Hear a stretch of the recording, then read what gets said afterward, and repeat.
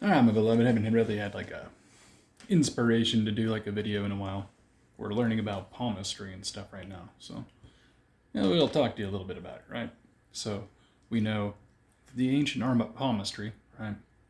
Palm reading has to do with the same thing we deal with in the zodiac. Not necessarily the zodiac, but the planets, because just as when you were born, that snapshot of your relativity in aspect to all the other celestial things, which we believe we are a celestial thing, in a container here, getting affected by the archetypal things, aka the emanating intelligences from those celestial bodies that also affect us, right? Much as the magnetism of these passing celestial bodies affect the Earth's magnetosphere and or shield us from certain events, our relativity to those things change our individuality, right? We have our individuality, our what people call the soul, which is the mind that you have to capacitate, consume, digest information that's your own individual persona. Even though you're inputting and outputting, you have an individual polarity of your own that also gets affected by the things you input and output, which we do know, right? So, that being said, the archetypal personalities of those emanating intelligences from those planets affect us, right?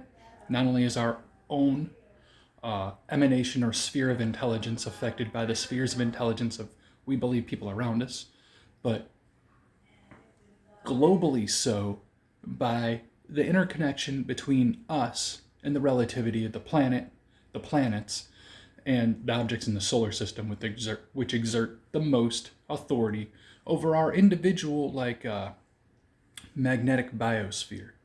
And we believe those things can be mapped not only by your own astrology, but by your palm. Like the hand is a snapshot of those interconnections in relativity. Chiefly so, specifically, right? We're going to talk about Jupiter, right? Saturn, Apollo, the sun, and Mercury. And those are the four predominant. Because the thumb, it's not really, even though like each finger there's a bump, so the plane of Jupiter is going to be under the Jupiter finger. The plane of Saturn is under the Saturn finger. So if you're flicking somebody off, that's the Saturn fingers, right? The plane of Apollo, the plane of Mercury, right? The plane of Venus, right? And the plane of Luna. So those areas, and along with the heart line, the headline, what's the other one? What's that one, guys? Anyways, we'll get to it one of these times. We're consuming the information, and we realize the best way to do that is like a interactive channel where I make a new channel, obviously. I don't really want brand new information. This is just a kicker channel where I pull my ideas and stuff, pool my ideas, joke premises, not all of them are finished jokes, and where I can repository and go back and come up with something, channeling. So this one specific, I think, is where you're on the site doing the reading real quick, so that all of your stuff goes up quickly on shorts for a while, and you can promote yourself really easily. Because palm readings are just like tarot readings. They can go in and take a long time. And me, I want to do something that works with that thing I was talking about. There's this thing that happens when people connect with each other and have an interaction, and have a genuine interaction that hits the mentally intimate level, like intimate in the fact that intimate details of their life, their individuality, their individual emanation, the thing that makes them them, right?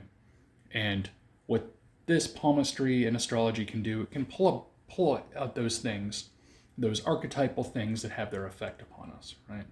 Specifically, we can see in palmistry and in your individual universe, your body, because the body is a microcosm of its own.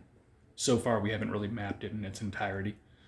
I mean, we think we mapped the Milky Way galaxy because we understand the shape and size, right, or whatever it is. But from where we're at, we're not able to map it in complete because there are things that We're just not able to. There's things at a small level. We have theory, much like math, right? Have theory for those things. Well, the theory for palmistry is those archetypal planets have intelligence, and those intelligence, it's an intelligence, right?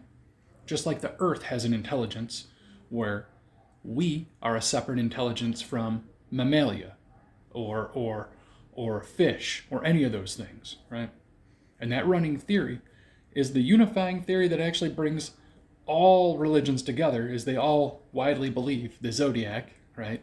The 30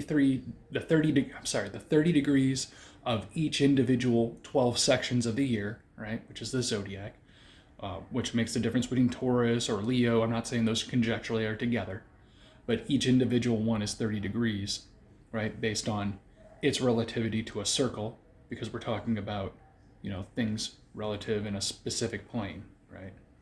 And although those celestial bodies are on the same plane, it's easier to talk of things in 2D, right?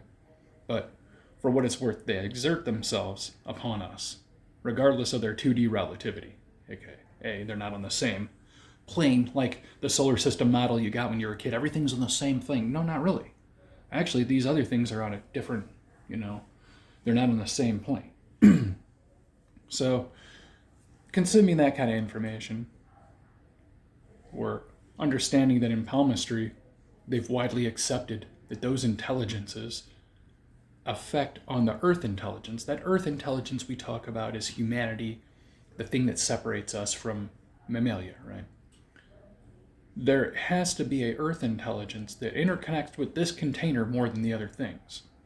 But this container also can pick up, like an antenna, other intelligences, right?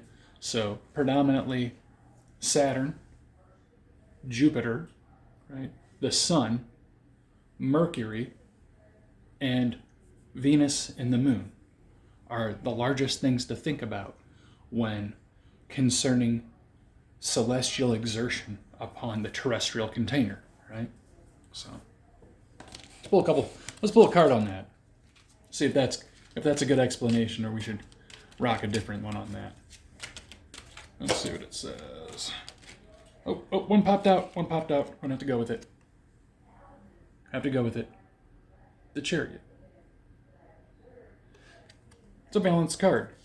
It's a yes. Determination, control, conquest, success, ambition. Right? But we can see there's a polarity on the card, right? It's a balanced decision card, right? It's got the Gemini, right? Duality. Some thoughts about that.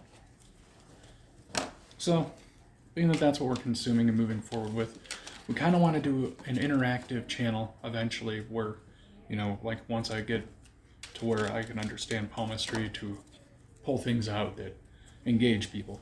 Because the trick is the engagement, right? The magic is the engagement, not that palms are readable or that those things, like engagement, right? Because we want to uplift people in a way that brings them into their best self, right? It's not just a mission to, yes, they pay for a reading or whatever at some point in time, but be to reaching something more.